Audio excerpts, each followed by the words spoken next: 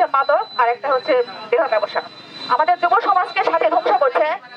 দিনে রাতে মানে যখন খুশি তখন রাত 1টা 2টা বিভিন্ন ধরনের খারাপ ছেলেরা তার বাসায় আসে, অবাধভাবে চলাফেরা করে, অসামাজিক কার্যকলাপে সে লিপ্ত এবং এলাকার যুব সমাজকে নষ্ট করার জন্য যেন যুব সমাজ যেন প্রতিবাদ করতে না পারে সেই কারণে আমাদের যুব সমাজকে তার স্বামীর দ্বারা মাদক দ্রব্য সরবরাহ করে আমাদের যুব সমাজকে ধ্বংস করে দিচ্ছে।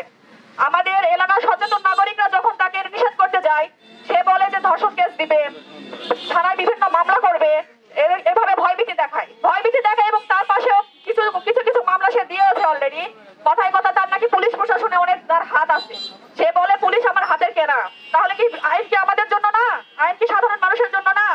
আমরা এমপি মহোদয়, ডিসি মহোদয়, এসপি মহোদয় সকলের কাছে আমরা দৃষ্টি আকর্ষণ করেছি এলাকাবাসীর পক্ষ থেকে যেন এই নোংরা মহিলা এবং তার হাজবেন্ডকে আমাদের এলাকা থেকে বিতাড়িত করা হয়।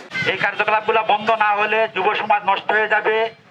ইয়াবা থেকে ইয়াবা বড়ি, ফেন্সিডিল সহ বিভিন্ন প্রকার মাদক দ্রব্য সে বিক্রি করে এবং তার বাসায় সেবন করে।